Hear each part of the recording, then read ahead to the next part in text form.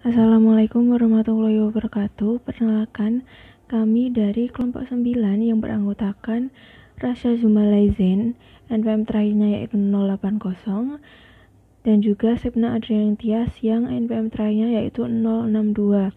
Di sini pada pertemuan kali ini kami akan membahas materi yang berjudul hipersensitivitas dan autoimun. Subbab-subbab yang akan kita bahas yaitu ada 1. Tipe hipersensitivitas, yang kedua ada mekanisme alergi, yang ketiga ada mekanisme terjadinya penyakit autoimun, dan yang keempat ada macam penyakit autoimun. Yang pertama, tipe hipersensitivitas. Nah, hipersensitivitas sendiri itu merupakan reaksi imun yang dapat menimbulkan cedera. Nah, itu disebut hipersensitivitas, yang merupakan dasar dari patologi yang terkait dengan penyakit imunologi. Nah, istilah ini itu muncul dari individu yang sebelumnya pernah terpapar antigen dan memanifestasi reaksi yang dapat dideteksi terhadap antigen tersebut, dan karena itu disebut tersensitasi atau menjadi peka atau menjadi sensitif. Nah, hipersensitivitas berdampak pada sesuatu yang berlebih atau reaksi yang berbahaya terhadap antigen. Nah, menurut sastra ada beberapa hal yang menyebabkan gangguan hipersensitivitas secara umum, yaitu ada reaksi yang ditimbulkan secara eksogen oleh antigen lingkungan. Itu misalnya antigen eksogennya itu meliputi debu, serbuk sari, makanan, obat-obatan, mikroba, dan berbagai bahan kimia lainnya. Nah, respon imunitas akibat antigen eksogen ini dapat terjadi pada berbagai bentuk, mulai dari gangguan ringan seperti gatal-gatal di kulit, hingga penyakit yang berpotensi fatal seperti asma bronkial dan anafilaksis. Nah, beberapa reaksi yang umum pada antigen lingkungan ini menyebabkan kelompok penyakit yang dikenal sebagai alergi. Nah, respon umum sendiri atau autologous antigen mengakibatkan penyakit autoimun. Lalu penyebabnya yang lainnya ada yang diakibatkan oleh ketidakseimbangan antara mekanisme efektor respon imun dan mekanisme kontrol yang berfungsi membatasi respon secara normal. Nah, faktanya banyak dari hipersensitivitas diduga merupakan penyebab utama itu adalah adanya kegagalan regulasi normal. Lalu penyebab gangguan hipersensitivitas yang lain ada perkembangan penyakit hipersensitivitas atau alergi dan autoimun yang sering dikaitkan dengan pewarisan gen kepekaan tertentu.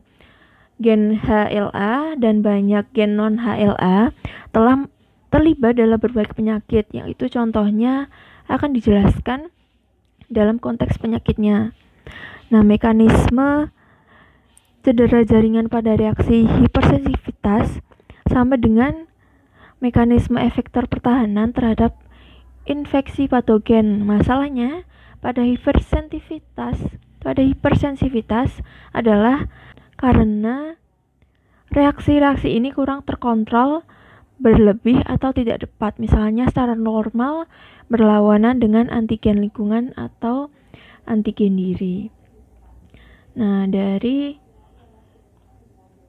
yang kita bahas sebelumnya ini, tipe hipersensitivitas itu dibagi menjadi beberapa, yaitu dibagi menjadi 4. Ada hipersensitivitas tipe 1, tipe 2, tipe 3, dan tipe 4. Nah, untuk tipe hipersensitivitas tipe 1 itu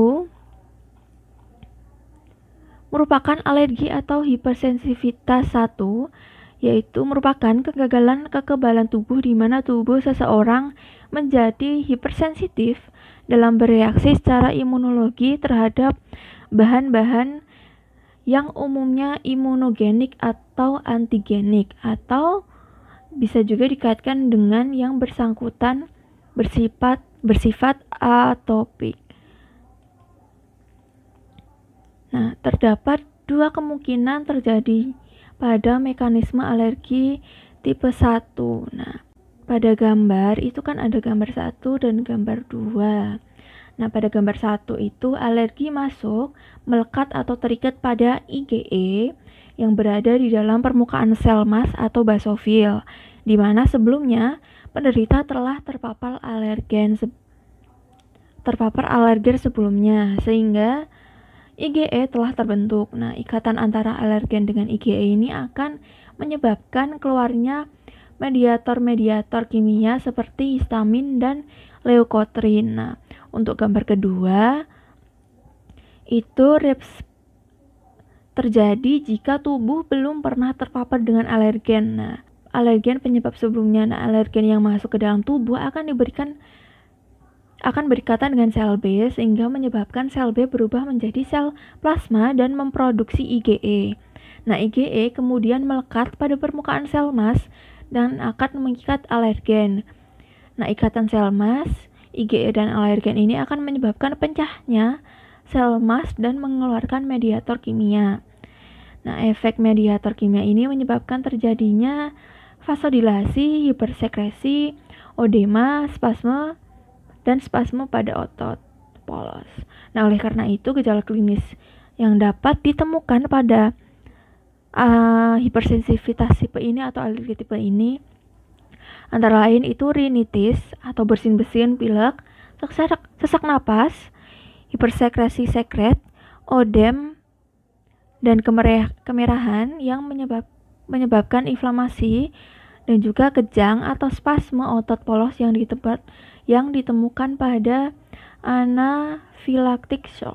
Alergen atau eksogen non-spesifik seperti asam, sulfur dioksida, obat-obat yang masuk melalui jalan nafas akan menyebabkan saluran bronkus yang sebelumnya masih baik menjadi meradang. Nah, alergen ini diikat IgE pada sel mas dan menyebabkan sel yang berada di bronkus mengeluarkan mediator kimia yang sudah kita sebutkan tadi atau sitokin sebagai respon terhadap alergen. Sitokin ini mengakibatkan sekresi mukas sehingga sesak nafas.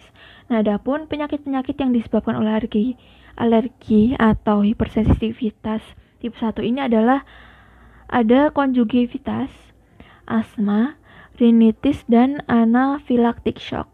Lalu ada hipersensitivitas tipe 2 atau antibody mediated cytotoxicity atau IgG. Nah, reaksi alergen tipe 2 ini merupakan reaksi yang menyebabkan kerusakan pada sel tubuh karena antibodi melawan atau menyerang secara langsung antigen yang berada pada permukaan sel. Nah, antibodi yang berperan itu biasanya IgG. Nah, pada gambar bisa dilihat itu tipe ini melibatkan sel K atau makrofag. Ya. Alergi akan diikat antibodi yang berada di permukaan sel makrofag atau sel K dan membentuk antigen antibodi kompleks. Nah, kompleksitas ini menyebabkan aktifnya komplement C2-C9 yang berakibat pada kerusakan. Lalu pada gambar selanjutnya itu alergen atau makanan akan diikat antibodi yang berada di permukaan sel K dan akan melekat pada permukaan sel darah merah. Nah, kompleks ini akan mengaktifkan komplement yang berakibat pada hancurnya sel darah merah. Nah, contoh-contoh penyakit-penyakitnya itu ada gut pastur atau pendarahan paru, anemia, ada miastenia gravis atau MG, ada imun hemolitik atau anemia hemolitik, ada imun trombositopenia purpura, lalu ada thrombocytosis atau Graves disease. Nah, terapi yang dapat diberikan pada alergi atau hipersensitivitas tipe 2 ini ada yaitu imunosupresan, kortikosteroid, prednisolon. Nah, lalu tipe hipersensitivitas selanjutnya adalah tipe sensitivitas tipe 3 atau imun complex disorder yang merupakan reaksi alergi yang dapat terjadi karena deposit yang berasal dari kompleks antigen antibodi berada di jaringan. Nah, gambar 5 atau reaksi mekanisme ini menunjukkan mekanisme respon alergi tipe 3. Nah, secara ringkas ya, adanya antigen antibodi kompleks di jaringan menyebabkan aktifnya komplement. Dan kompleks ini mengaktifkan basofil sel mass dan merilis histamin, leukotrienes dan menyebabkan inflamasi. Nah, dapat dilihat ya, muncul antigen antibodi di jaringan Ag, Ap kompleks di jaringan dan menyebabkan aktifnya komplement, lalu menyebabkan komplement ini mengaktifkan basofil dan sel mass, lalu mengeluarkan atau merilis histamin, leukotrien dan selanjutnya menyebabkan inflamasi. Lah, pada gambar kedua itu reaksi alergi tipe 2, alergen atau makanan yang terikat pada antibodi pada neutrofil, itu yang berada di dalam darah, dan antibodi yang berada pada jaringan mengaktifkan komplement. Nah, kompleks tersebut menyebabkan kerusakan pada jaringan. Nah, itu alergi atau makanan masuk pada neutrofil, lalu mengaktifkan komplement dan munculnya antibodi IgE. Nah, terjadi kerusakan pada jaringan. Nah, penyakit-penyakit yang dapat ditimbulkan pada hipersensitivitas tipe 3 ini ada malaria yang disebabkan oleh protozoa, skistotomia atau filaris yang disebabkan oleh worms, ada hepatitis B, demam berdarah yang disebabkan oleh virus, ada lupus, ada pharyngitis atau batuk sesak nafas ya. Kasus ini dari reaksi tipe 3 ini yang perlu diketahui menyebutkan bahwa imunisasi atau vaksinasi yang menyebabkan alergi sering disebabkan oleh serum atau imunisasi. Nah, biasanya disebabkan oleh imunisasi. Nah, terdapat terhadap difteri atau tetanus. Nah, gejalanya itu disebut sindrom sickness. Ada fever, ada hives atau urtikaria, ada artritis dan protein yang berada dalam urin. Lalu ada tipe yang terakhir pada hipersensitivitas yaitu tipe 4 atau cell mediated hypersensitivitis atau tipe lambat. Nah, reaksi ini dapat disebabkan oleh antigen ekstrinsik dan internal atau sel. Nah, reaksi ini melibatkan sel-sel imunokompeten seperti makrofag dan sel T. Antigen ekstrinsiknya itu bisa berupa nikel atau bahan kimia, sedangkan untuk intrinsiknya itu bisa berupa insulin dependent diabetes mellitus atau IDDM or diabetes tipe 1, lalu ada multiple sclerosis atau MS, dan juga rheumatoid arthritis, dan juga ada TBC. Nah, pada gambar ini makrofag atau APC mengikat alergen pada permukaan sel dan akan mentransfer alergen pada sel T, sehingga sel T merilis interleukin atau mediator kimia yang akan menyebabkan berbagai gejala. Ini dapat dilihat. Nah, selanjutnya itu mekanisme alergi. Nah, reaksi alergi itu timbul segera sesudah tubuh terpapar oleh alergen. Nah, reaksi ini terjadi akibat IgE yang diproduksi sel plasma karena terjadi respon terhadap TH2 oleh antigen atau alergen seperti debu, kosmetik yang sudah disebutkan tadi, yang melalui saluran cerna, inhalasi, dihirup, suntikan, atau sekedar kontak. Nah, mekanisme alergi ini terjadi pada saat alergen yang masuk menimbulkan respon imun berupa produksi IgE dan penyakit alergi seperti rinitis, dermatitis atopik, dan juga asma. Nah, reaksi alergi tipe 1 ini memiliki 3 fase kejadian terjadi alergi. Reaksi alergi ini memiliki 3 fase ya. Itu ya, pertama ada fase sensitasi, selanjutnya ada fase aktivasi, dan yang terakhir ada fase efektor.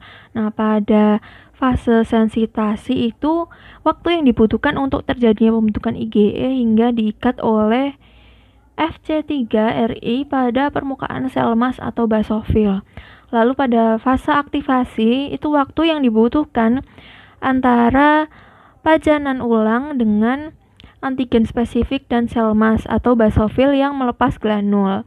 Nah, hal ini mampu menimbulkan reaksi yang terjadi akibat ikatan silang antigen serta IgE. Lalu pada fase efektor itu waktu terjadinya respon kompleks atau anafilaksis sebagai efek mediator yang dilepas oleh sel emas atau basofil dengan aktivitas farmakologi. Nah, itu pada gambar itu mekanisme hipersensitivitas 1 ya. Nah, alergen masuk pada tubuh mengaktifkan sel B untuk membentuk sel plasma dan mensekresi IgE.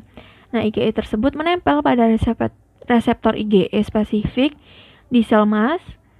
Lalu paparan IgE kedua akan langsung di crosslink dengan IgE di sel emas dan melepaskan mediator farmakologi aktif seperti histamin serta amina vasoktif yang menyebabkan kontraksi otot polos, peningkatan permeabilitas vakuler dan vasodilatasi. Nah, pada tabel ini ada manifestasi alergi dari saluran cerna, kulit, dan saluran nafas nih ya, dapat dilihat teman-teman. Lalu yang ketiga ada mekanisme terjadinya penyakit autoimun. Ini tipe ya teman-teman. Ini yang ketiga. Itu penyakit autoimun memiliki beberapa karakteristik umum yang relevan yang mendefinisikan mekanisme yang mendasar. Nah, penyakit autoimun mungkin baik sistemik atau organik tergantung pada distribusi gen autoanti plus yang diakui, misalnya pembentukan kompleks imun yang beredar yang terdiri dari nukleoprotein diri dan antibodi spesifik yang biasanya dosis pro penyakit sistemik seperti sistemik lupus ya, atau sistemik lupus erythematosus atau SLE. Nah, sebaliknya autoantibodi atau sel atau respon terhadap antigen diri dengan dibatasi memimpin jaringan distribusi untuk penyakit organ spesifik seperti astenia gravis, diabetes tipe 1, dan multiple sklerosis. Lalu ada berbagai mekanisme efektor yang bertanggung jawab untuk cedera sutis pada penyakit autoimun yang berbeda. Lalu penyakit autoimun juga cenderung menjadi penyakit kronis, progresif, dan mengabadikan diri. Lalu toleransi akan cacat atau regulasi, tampilan abnormal dari antigen diri, dan juga peradangan atau respon imun bawaan awal. Nah, ini ada gambar mekanisme autoimun. Nah, yang A itu ada self tolerance, yang kedua ada induksi oleh kostimulator pada APC, yang ketiga ada molecular mimics. Nah, perhatian terakhir banyak difokuskan pada peran sel T dalam autoimun karena dua alasan utama, yaitu pertama, sel T helper adalah regulator kunci dari semua respon imun untuk protein, dan sebagian besar antigen ini terlibat dalam auto penyakit kekebalan tubuh itu adalah protein. Nah, yang kedua itu beberapa penyakit autoimun secara genetik terkait dengan MHC atau kompleks HLA pada manusia, dan fungsi MHC dalam limfosit T itu dapat mengakibatkan penyakit autoimun di mana kerusakan jaringan itu disebabkan oleh reaksi kekebalan sel yang dimediasi. Nah, kelahiran sel T helper itu juga dapat menyebabkan produksi autoantibodi karena sel-sel T helper ini diperlukan untuk produksi antibodi afinitas tinggi terhadap antigen protein. Lalu selanjutnya ada yang keempat, ada macam-macam penyakit autoimun. Nah, penyakit autoimun ini adalah respon imun yang mengakibatkan kerusakan pada jaringan tubuh. sendiri serta mengganggu fungsi fisiologis tubuh kita. Nah, penyakit autoimun itu penyakit yang disebabkan oleh kekacauan dalam sistem imun tubuh. Nah, secara normal, sistem imun kita itu dapat memproduksi protein yang disebut antibodi yang memproteksi tubuh dari serangan penyakit. Nah, beberapa contoh penyakit autoimun yang terkenal itu misalnya rheumatoid arthritis, dan juga ada systemic lupus erythematosus atau lupus, dan juga vaskulitis. Nah, beberapa penyakit lainnya yang dipercaya itu berhubungan dengan autoimunitas itu ada glomerulonephrititis, adhesion disease, mixed connection tissue disease, polymyositis, Sjogren's syndrome, progressive systemic sclerosis, dan beberapa kasus infertilitas. Ada beberapa hal yang perlu diketahui tentang masalah autoimunitas ini ya. Kekacauan autoimun itu dapat dipicu oleh banyak faktor. Nah, gejalanya itu bervariasi tergantung pada tubuh kita yang mengalami kekacauan. Nah, beberapa tes darah di laboratorium dibutuhkan untuk memastikan adanya masalah autoimun. Dan juga masalah autoimun itu ditangani dengan obat-obatan yang menekan aktivitas sistem imun. Nah, reaksi autoimun itu dapat dipicu oleh beberapa faktor, yaitu substansi pada tubuh yang secara normal berada dalam suatu area yang spesifik, dan karena itu tersembunyi dari sistem imun, tiba-tiba terlepas ke dalam aliran darah.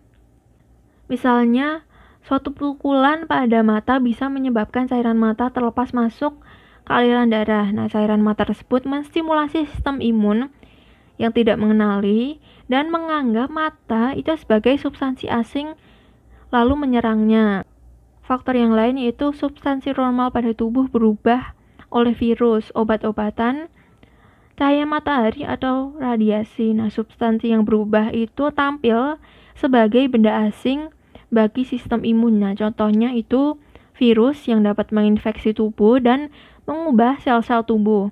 Nah, makanya sel-sel yang terinfeksi virus tersebut menstimulasi sistem imun untuk menyerangnya. Lalu faktor yang lain itu pada saat suatu substansi asing yang menyerupai substansi tubuh masuk ke dalam tubuh, maka sistem imun tanpa berpikir panjang akan menganggap substansi tubuh yang asli sebagai substansi asing yang mirip dengan substansi yang imunitas kita pikir itu asli. Nah, maka diseranglah substansi tubuh yang asli tersebut. Bakteri yang menyebabkan sakit tenggorokan memiliki antigen yang mirip dengan antigen yang ada di dalam sel-sel jantung. Nah, meskipun jarang terjadi, namun bisa saja sistem imun ini menyerang jantung setelah ia menyerang bakteri yang ada di tenggorokan. Nah, ini reaksi tersebut itu merupakan bagian dari demam rematik. Lalu faktor yang lain, sel-sel yang mengontrol produksi antibodi, misalnya limfosit B, salah satu jenis dari sel darah putih ya, bisa salah produksi lalu memproduksi antibodi abnormal yang menyerang beberapa sel tubuh. Nah, keturunan juga bisa menjadi salah satu faktor kekacauan autoimunitas. Nah, kondisi rentan terhadap kekacauan autoimun itu dapat diturunkan atau diwariskan. Nah, orang yang rentan itu jika ada yang memicu, misalnya infeksi virus atau kerusakan jaringan. Nah, faktor hormonal juga menjadi pemicu karena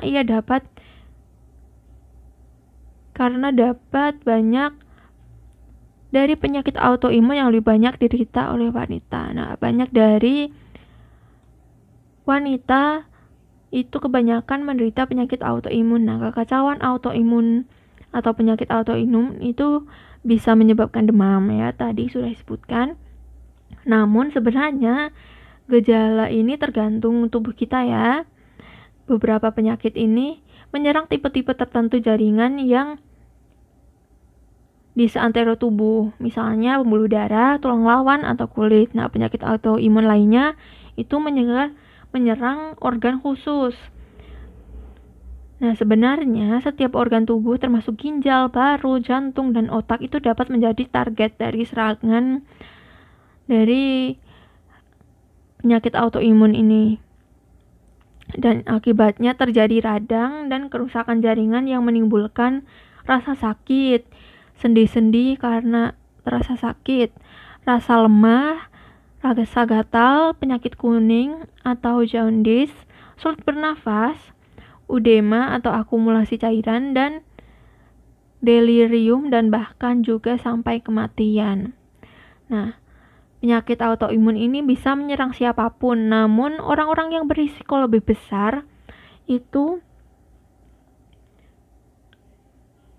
yang memiliki risiko lebih besar itu wanita pada usia melahirkan, mereka yang mempunyai riwayat keluarga yang menderita penyakit autoimun, mereka yang berada pada suatu lingkungan tertentu, misalnya selalu terekspos sinar matahari, selalu berada di lingkungan yang mudah mencetuskan penyakit autoimun, misalnya di lingkungan kimia, lingkungan yang terinfeksi virus dan bakteri, dan juga mereka yang berasal dari ras atau etnik tertentu.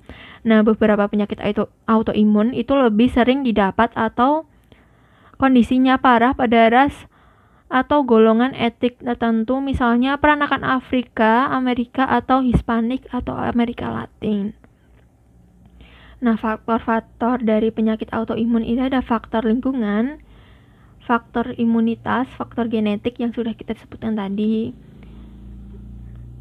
Nah, terima kasih atas perhatian yang diberikan. Kurang lebihnya mohon maaf. Wassalamualaikum warahmatullahi wabarakatuh. Nah, untuk teman-teman silahkan bisa berdiskusi melalui Elita. Terima kasih.